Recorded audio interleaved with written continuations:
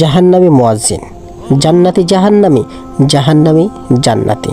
প্রিয় দর্শক, আজকে আমরা এই কথাগুলা সারমর্ম কথাগুলোর বিস্তারিত জানবো হাদিস মোবারক থেকে। আমাদের সমাজের মধ্যে আমরা অনেকেই এরকম মানুষ দেখে থাকি, যে এরকম মানুষ আছে যারা দেখতে দেখা যায় যে সে জান্নাতি, কিন্তু আসলে তার ভিতরে কত এরকম কিছু আমল আছে যে সমস্ত আমলের কারণে সে জাহান্নামে পৌঁছে যায়।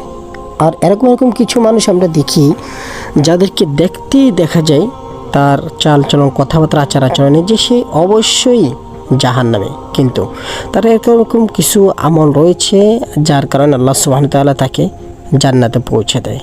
আমরা অজান্তেই অনেক সময় অনেকভাবেই অনেককে জাহান্নামী বলে স্বীকৃতি দিয়ে থাকি।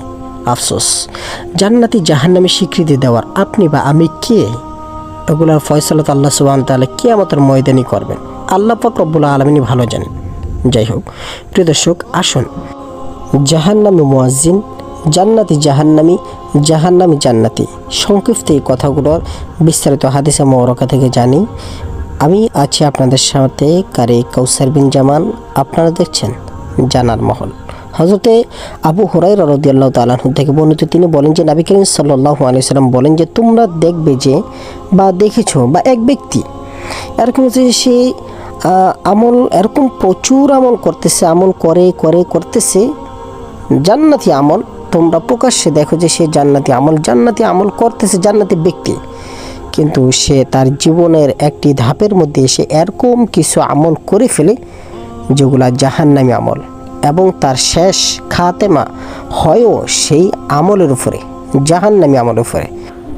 এবং কিছু মানুষকে দেখবে যে সে জাহান্নামী আমল করতেছে। হ্যাঁ, তার চলাফেরা, কথাবার্তা, উঠা বসা সব কিছু দ্বারাই বোঝা যাচ্ছে যে সে জাহান্নামী আমল তার ভিতরে বেশি পাওয়া যায়। কিন্তু সে জীবনের একটি মুহূর্ত, একটি ধাপের মধ্যে এসে এরকম কিছু নেক আমল করে ফেলে, নেক আমল করে, এবং ওই ধাপের মধ্যেই তার মৃত্যুবরণ হয়, ওই নেক আমলের মধ্যেই তার মৃত্যুবরণ হয়। এই হাদিসটি মুসনাদে ইমাম আহমদ, ইমাম মুসলিম রহমতুল্লাহি আলাই এবং সহিহ ইবনে হিব্বানের মধ্যে বর্ণিত রয়েছে। এরপরে হযরতে সাহাল রাদিয়াল্লাহু তাআলা আনহু থেকে এইরকম একটি হাদিস বর্ণিত আছে যে তিনি বলেন যে হযরত সাহাল রাদিয়াল্লাহু তাআলা আনহু থেকে মুতাফাক্কুন আলাইহি রাওয়ায়াত, এই হাদিসটির সামনে যেটা বর্ণনা করতে যাচ্ছি, যে নবী করিম সাল্লাল্লাহু আলাইহি ওয়াসাল্লাম বলেন যে তোমরা দেখবে যে এক ব্যক্তি জাহান্নামী ওয়ালা আমল করতেছে, কিন্তু সে জান্নাতি ব্যক্তিদের মধ্যে। আরেক ব্যক্তি জান্নাতি ওয়ালা আমল করতেছে, কিন্তু সে জাহান্নামী ব্যক্তিদের মধ্যে হতে হবে। তো প্রিয় দর্শক, আমাদের এখন করণীয় হচ্ছে যেটি যে এবং বর্জনীয় যেটি, যে কাউকে কোনোভাবে কোনো রকমের এরকম জাজমেন্ট করব না। হ্যাঁ, এরকম ফয়সালা তার পক্ষে দিব না যেটা আমাদের পক্ষে জানাটা অসম্ভব। কাউকে জাহান্নামী বলে দেওয়া, কাউকে কাফের বলে দেওয়া, কাউকে মুনাফিক বলে দেওয়া, এগুলো আল্লাহ সুবহানাহু ওয়া তাআলা ভালো জানেন। সে জাহান্নামী না জান্নাতি আল্লাহই ভালো জানেন। সম্মানিত দর্শক শ্রোতা, এই জন্য এই দোয়াটি বেশি পড়বেন, বেশি অতিরিক্ত বেশি পড়বেন এই দোয়াটি। আউযু বিল্লাহি মিনাশ শাইতানির রাজিম, বিসমিল্লাহির রহমানির রহিম। রব্বানা লা তুযিগ কুলুবানা বা'দা ইয হাদাইতানা ওয়াহাব লানা মিন লাদুনকা রাহমাহ ইন্নাকা আনতাল ওয়াহ্হাব। হে পরওয়ারদিগার আলম, তুমি আমাদেরকে হেদায়েত দেওয়ার পর আমাদের কলবকে পরিবর্তন করে দিও না, অর্থাৎ আমাদের কলবকে বাঁকা করে দিও না, গোমরাহ করে দিও না। এ মাওলা, তুমি আমাদেরকে তোমার খাস রহমতের দ্বারা বেষ্টন করিয়া রাখো। নিশ্চয়ই তুমি সর্ব উত্তম দেনওয়ালা। দর্শক, এই দোয়াটি বেশি পড়বেন। এটি সূরা আলে ইমরানের একটি আয়াত।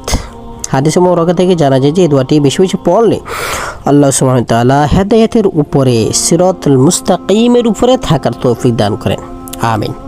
প্রিয় দর্শক, এই মর্মে আবু মুহাম্মদ আব্দুল হক বর্ণনা করেন যে উনি ওনার কিতাবের মধ্যে লেখেন যে হ্যাঁ, আলহামদুলিল্লাহ, আমরা এরকম শুনি নেই এবং দেখিও নেই যে মানুষের জাহেরি এবং বাতিনি দুটোটাই একরকমই থাকবে। জাহের বাতিন দুটো একরকমই থাকবে।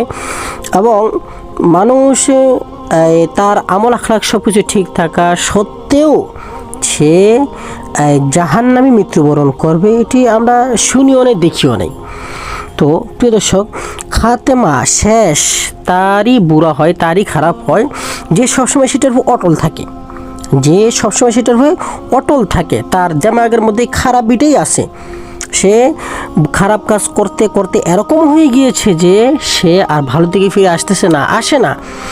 এবং ওই খারাপের উপর অটল থাকতে থাকতে তার অবস্থা এরকম হয়েছে যে সে এই তওবা করার সুযোগ হয় না, তওবা করার তৌফিকও তার হয় না খারাপের ভিতরে অটল থাকার কারণে। এই জন্য আমরা খারাপিগুলো আমাদের মধ্যে থেকে তরক করার জন্য চেষ্টা করব। যেরকম ইবলিসের দিলের ভিতরে বুড়াই ছিল, খারাপই ছিল। সে তার দেমাগের ভিতরে খারাপিটা এরকমভাবে ঢুকিয়ে রেখেছে যে সে উপর দিয়ে যতই ন্যাক আমল করেছে, ভালো আমল করেছে, কিন্তু ওই যে দেমাগের ভিতরে খারাপি ঢুকিয়ে রাখার কারণে ওটার ইস্তেকামত অটল থাকার কারণে সে যতই ন্যাক আমল করেছে তার শেষ পরিণতি কী হয়েছে? খারাপই হয়েছে। বলা আমবাউর, একে আল্লাহ পাক রব্বুল আলামিন একটি নিশান দ্বারা, আল্লাহ পাক রব্বুল আলামিন একটি নিশানি, তাকে আল্লাহ পাক রব্বুল আলামিন সে আল্লাহ পাক রব্বুল আলামিনের নেয়ামত থেকে আল্লাহ পাক রব্বুল আলামিন যে হুকুম আহকাম বিধিবিধান দিয়েছে এর থেকে দূরে সরে যাওয়ার কারণে সেও কি খারাপের ভিতরে পড়ে গেছে। সুতরাং যার দিলের ভিতরে দেমাগের মধ্যে খারাপিটাই ঢুকিয়ে রাখবে তার পরিণতি ওরকমই হবে। দেখেন প্রিয় দর্শক, জাহান্নামী মুয়াজ্জিন সে বনী ইসরাইলের জমানায় নবী করিম সাল্লাল্লাহু আলাইহি ওয়াসাল্লাম বলেন যে বনী ইসরাইলের জমানায় এক ব্যক্তি ছিল, সে আজান দিত, শিখিত আজান দিত। তো আজান দেওয়ার জন্য যখন মিনারে উঠলো, তখন মিনারের উপর থেকে আজান যখন শুরু করবেন তখনই সে মসজিদের পাশে থাকা এক ইহুদি ব্যক্তির ঘরের দিকে নজর করলো।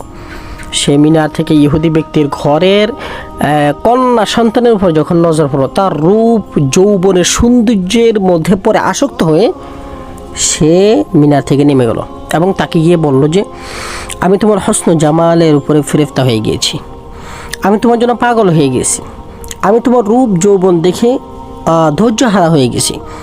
সুতরাং সে তার ভালো যে কাজগুলো ছিল, ভালো কাজগুলোকে তরক করে দিয়ে, ওগুলোকে বাদ দিয়ে তারপরে সে তার রূপ যৌবনের ভিতরে আসক্ত হয়ে গিয়ে এবং ওই মেয়েকে বলতেছে যে আমি তোমাকে বিবাহ করতে চাই। তখন সেই মেয়ে বলল যে আমার পিতাতে এই প্রস্তাবে রাজি হবে না। তখন বলল যে রাজি হওয়ার জন্য কী করতে হবে? আমি যদি ঈসাইয়ত কবুল করে ফেলি, ঈসা ধর্ম গ্রহণ করে ফেলি, তাহলে কি রাজি হবেন? হ্যাঁ, বলছে যে হ্যাঁ হবে করে। তখন সে ঈসাই ধর্ম কবুল করে ফেললো এবং ওই মেয়েকে সে বিবাহ করলো। এরপরে কি হলো, ওই লোক, ওই মুয়াজ্জিন একবার ওই ঘরে ছাদের উপরে যখন ওঠেন তখন পা পিছলে পড়ে সে মৃত্যুবরণ করলো। দেখেন, আল্লাহ পাক রব্বুল আলামিন তখন তার থেকে ওই সুন্দরী রূপসী কন্যাকেও ছিনিয়ে নিলেন, তার থেকে হেদায়েতের দৌলতও ছিনিয়ে নিয়ে গেলেন এবং তার খাতেমা খুবই খারাপ হলো, খুবই খারাপ। আখিরাতের ময়দানে তাকে জিল্লত এবং বেইজ্জতের শিকার হতে হবে। মসজিদের মুয়াজ্জিন ছিলেন, সারা জিন্দেগি নেক আমল করেছে, নামাজ রোজা করেছে, আজান দিয়েছে, মানুষকে ভালো পথে ডেকেছে। এরকম সময় চলে এসেছে তার জীবনের মধ্যে সে খারাপ কাজ করে বসেছে। প্রিয় দর্শক, এমনিভাবে ইমাম কুরতুবী রহমতুল্লাহ আলাইহি একটি ঘটনা বর্ণনা করেন যে এক ব্যক্তি একজন যুবকের উপর আসক্ত হলো। এখন বর্তমান সমাজে আমরা যারা প্রায় যুগেই বেশিরভাগ মানুষ মহিলা নারী উপরে আসক্ত হয়ে থাকে, প্রেমে পড়ে থাকে, কিন্তু ওই ব্যক্তি একটি পুরুষের উপরে আসক্ত হলো, খুবই সুন্দর রূপে যৌবনে ভরা, তার উপর আসক্ত হলো। তার উপরে এতটা বেশি আসক্ত হলো যে তাকে যখন সে দেখতে পায় না তখন সে খুব অস্থির হয়ে যায়, অসুস্থ হয়ে পড়ে। ওই যে সন্তান, যে ছেলের উপর আসক্ত হলো, সেই ছেলে এই খবর যখন জানলো, সে তখন ওই লোকের কাছে আসা যাওয়া বন্ধ করে দেয়। এক পর্যায়ে দূরত্বটা এতটা বেড়ে গিয়েছে যে, এতটা দূরত্ব হয়ে গিয়েছে যে ওই লোক তাকে আর দেখতে পায় না। হ্যাঁ, তার ফলে সে খুবই অসুস্থ হয়ে পড়েছে, একদম বিছানা ছাদে লেগে গিয়েছে। হাঁটা চলাফেরা, উঠা বসা, কথাবার্তা, খাদ্য পিনা, ইবাদত বন্দেগী সব কিছু বাদ হয়ে গেছে, সব কিছু সে তর্ক করেছে তার প্রেমে আসক্ত হয়ে। ওই ছেলেটি যখন শুনলো যে ওই লোকটির এই অবস্থা, তখন সে তাকে শেষ একটু দেখার জন্য তার বাড়ির দিকে রওনা দিল। ওই দুশ্চরিত্র লোকটি যখন শুনলো যে তার সাথে দেখা করার জন্য ওই ছেলেটি আসতেছে, তখন সে অর্ধেক সুস্থ হয়ে গেল, পুরোপুরি অর্ধেক সুস্থ হয়ে গেল। সে খুশিতে নাচতেছে। হ্যাঁ, এমনিভাবে কিছুক্ষণ পর ওই সে আসবে এরকম মুহূর্ত যখন তার দিলের ভিতরে অনুভব হলো, সে তখনই শুনতে পেল অন্য ঘটনা। সে শুনতে পেল যে ওই ছেলেটি আর তার সাথে দেখা করার জন্য আসতেছে না। কিতাবের মধ্যে লেখেন যে ওই ছেলেটি মনে মনে ভাবলো যে আমি এরকম একটি জায়গায় যাচ্ছি, যে জায়গায় গেলে আমার চরিত্রের উপরে প্রশ্ন তুলবে মানুষ, সুতরাং আমি এই জায়গায় যাওয়া থেকে না যাওয়াটা বেটার মনে করি। তাই সে অর্ধেক পর থেকেই ফিরে তার গন্তব্যস্থানে চলে গেল। ওই দুশ্চরিত্রা লোকটি যখন এই কথা শুনলো, তখন সে আবার বিছানা পড়ে গেল। এমনিভাবে সে দুকে রাবি বর্ণনা করেন যে সে মৃত্যুবরণ করলো। আস্তাগফিরুল্লাহ, লা হাওলা ওয়ালা কুওয়াতা ইল্লা বিল্লাহিল আলিয়্যিল আযীম। আল্লাহ সুবহানাহু ওয়া তাআলা আমাদেরকে এরকম মৃত্যু থেকে বিরত থাকার তৌফিক দান করুক, আমিন। প্রিয় দর্শক, এই হাদিসগুলো এবং এই সমস্ত ঘটনা থেকে আমরা এটাই বুঝতে পারলাম, এটাই জানানোর উদ্দেশ্য ছিল আমার, যে আল্লাহ সুবহানাহু ওয়া তাআলা আমাদেরকে যে নীতিমালা দিয়েছেন, ওই নীতিমালার উপরে আমরা চলার চেষ্টা করব, এবং এটা অবশ্যই মনে রাখবো যে কোনো গুনাহের উপরে লং টাইম ধরে অবতরণ করব না। কোনো গুনাহের উপরে লং টাইম ধরে ইস্তেকামত থাকবো না, অটল থাকবো না। গুনাহ হয়ে গেলে সাথে সাথে তার পাশে কিছু নেক আমল করার চেষ্টা করব ইনশাআল্লাহ। আসসালামু আলাইকুম ওয়া রাহমাতুল্লাহি ওয়া বারাকাতুহু।